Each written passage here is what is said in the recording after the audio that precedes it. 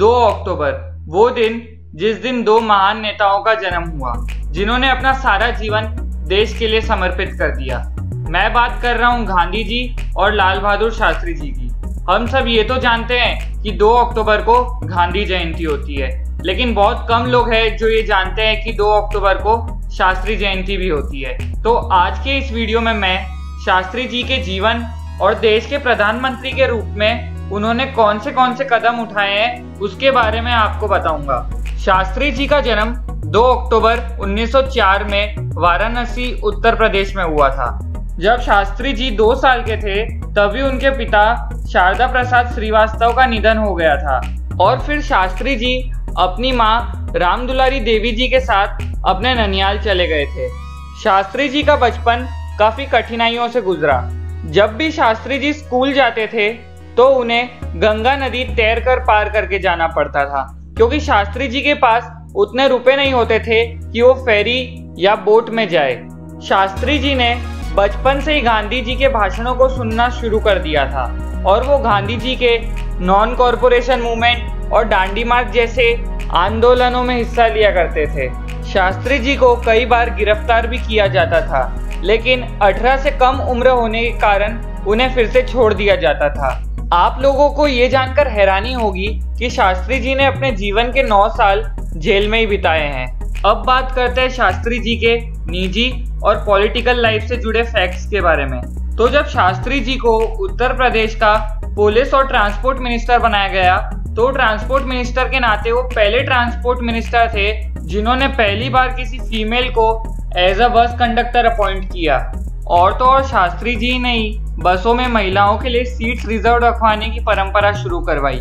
आज के समय में हम देखते हैं जब कई बार भीड़ जमा हो जाती है और भीड़ बेकाबू हो जाती है तब अक्सर फायर ब्रिगेड को बुलाया जाता है और फायर ब्रिगेड से तेज पानी का छिड़काव कर भीड़ को नियंत्रित किया जाता है। ये इनोवेटिव आइडिया भी शास्त्री जी लेके आए थे।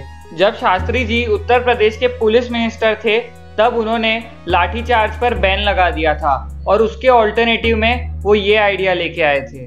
जब जवाहरलाल नेहरू प्रधानमंत्री थे तब वो शास्त्री जी के काम से काफी प्रसन्न थे, इसलिए पंडित नेहरू ने शास्त्री जी को भारत का रेलवे और ट्रांसपोर्ट मंत्री बना दिया। शास्त्री जी के रेलवे मंत्री के कार्यकाल के दौरान एक रेल दुर्घटना में 150 से भी ज्यादा लोगों की मौतें हुई, जिसका दोषी शास्त्री जी ने खुद को ठहराया और इसी के साथ शास्त्री जी ने रेल मंत्री के पद से इस्तीफा दे दिया। इससे पता चलता है कि शास्त्री जी अपने काम के प्रति कितने कर्तव्यनिष्ठ थे। फिर शास्त्री जी ने 1959 में मिनिस्ट्री ऑफ कॉमर्स और 1961 में मिनिस्ट्री ऑफ होम अफेयर्स संभाली। फिर 3 साल बाद 1964 में नेहरू जी की मृत्यु हो गई और इसके बाद शास्त्री जी को उनकी सादगी और ईमानदारी के कारण एक प्रधानमंत्री के चेहरे के रूप में देखा जाने लगा। नेहरू जी की मृत्यु 27 मई को हुई थी और ठीक 9 जून को शास्त्री जी को प्रधानमंत्री बना दिया गया था। प्रधानमंत्री बन जाने के बाद भी शास्त्री जी अपना जीवन एकदम सादगी के साथ जीते थे। एक देश के प्रधानमंत्री होने के बावजूद भी शास्त्री जी केवल 2 जोड़ी कपड़े ही पहनते थे। एक को पहनते थे और एक को खुद धोकर अगले दिन के लिए सुखा देते थे। जब कोई व्यक्ति मंत्री भी बन जाता है तो उसका घर कोई 5 स्टार होटल से कम नहीं रहता है, लेकिन प्रधानमंत्री होने के बावजूद भी शास्त्री जी अध कच्चे अध पक्के घर में रहते थे।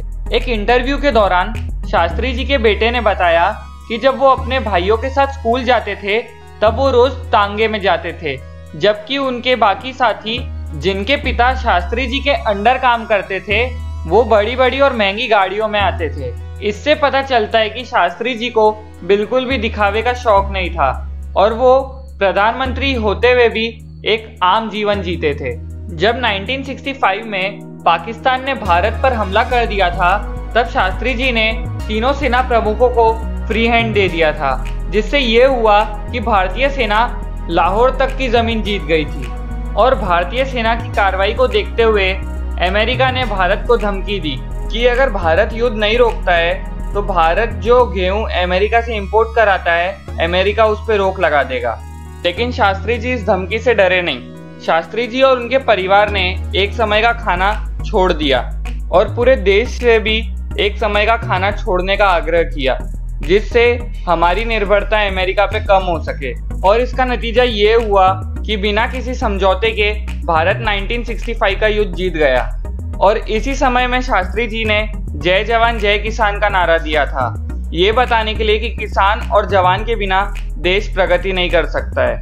ग्रीन रिवॉल्यूशन और व्हाइट रिवॉल्यूशन भी शास्त्री जी की ही देन है, जिससे भारत के फूड ग्रेन्स की कमी सॉल्व हुई। ग्रीन रिवॉल्यूशन और व्हाइट रिवॉल्यूशन के कारण भारत एक फूड सरप्लस और मिल्क प्रोडक्ट सरप्लस नेशन बन गया। फिर शास्त्री जी ताशकंद गए, जो उस समय के यूएसएसआर में था। 1965 में पाकिस्तान के साथ हुई वॉर के कारण शास्त्री जी वहां पीस ट्रीटी साइन करने गए थे। 10 जनवरी 1966 में ताशकंद में शास्त्री जी और पाकिस्तान के प्राइम मिनिस्टर अयूब खान के बीच में पीस ट्रीटी साइन हुई थी और अगले दिन ही 11 जनवरी रात को शास्त्री जी की मृत्यु हो गई थी। शास्त्री जी की मृत्यु आज भी रहस्य है, क्योंकि तब ये कहा गया था कि शास्त्री जी को दिल का दौरा पड़ा है, लेकिन शास्त्री जी की कभी अच्छे से पोस्टमार्टम रिपोर्ट बनाई ही नहीं गई। और जब शास्त्री जी का शरीर भारत आया तो शास्त्री जी की पत्नी का भी यही कहना था कि शास्त्री जी का शरीर नीला पड़ रहा था। और ऐसे शास्त्री जी की मृत्यु आज भी रहस्य है। भले ही शास्त्री जी का प्रधानमंत्री का कार्यकाल सिर्फ 2 साल का रहा, लेकिन उन्होंने इन 2 सालों में भारत के लिए बहुत ही बड़े बड़े और महत्वपूर्ण कदम उठाए। इसलिए ये कहना गलत नहीं होगा कि शास्त्री जी एक ऐसे नेता थे जिन्होंने सच्चे रूप में देश की सेवा की है।